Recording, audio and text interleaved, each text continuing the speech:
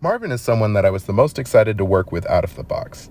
He and I started working together in 2023, and he was one of the most talented lifters I've worked with up to this point.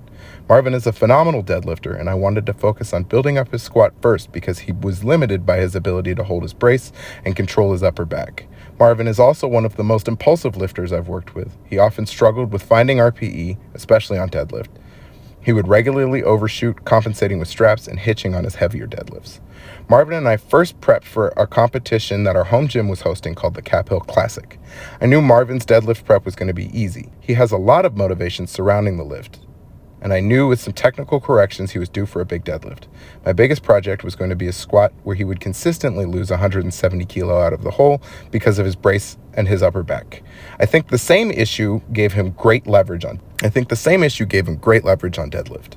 The huge breakthrough I had for Marvin's prep was understanding the value of his squat SDEs. I knew pretty immediately that I wanted to work with him on either a front squat or a high bar squat as his primary variation, and pin squats to help build rigidity in his upper back out of the hole. Marvin is someone I implemented the flip taper with first. I had heard about it in an RTS podcast and wanted to experiment with how I thought it would work. So we ran his squat SDEs straight up, his deadlift SDEs straight up, and then we ran his bench volume at the same intensity I'd been running it at because he seems to respond really well to a higher intensity and a higher volume in bench. Marvin ended up having a huge day. He squatted 185 kilo, benched 102.5 kilo, and deadlifted 250 kilo, adding 65 kilo to his total between his squat and his deadlift. It may be the single greatest performance I had had with an athlete so far.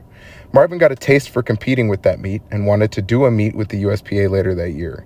We had lined up a prep in October, but in late summer, Marvin lost his job and his work visa was at risk of lapsing. Marvin and I discussed training moving forward, and he and I went back and forth on what was realistic for him, and he said he was committed to training and open to experimenting. At this time, became very deeply immersed in RTS and had recently listened to a podcast about 2x frequency strategies, as well as not getting boxed into block sequencing we've all grown accustomed to in powerlifting programs. I had noticed in Marvin's programming we'd always have great performances in strength blocks that were preceded by hypertrophy blocks, and so I wanted to try some frequency manipulation as well as some block sequencing changes. I ran a hypertrophy block focusing on what I felt were Marvin's weak points, followed by a 2x frequency block to see how he responded. In short, Marvin ended up squatting 440 for a double, as well as hitting 585 for his last deadlift. In reflection, I think Marvin's life stress was rising very quickly, and while it may have been helpful to go train, I think it caught up with him. He overreached pretty quickly in the first few weeks of the block and never really recovered. Pretty shortly after that block, Marvin moved back to Indonesia. He now works as a personal trainer at a powerlifting gym and has recently coached a local lifter to their first meet.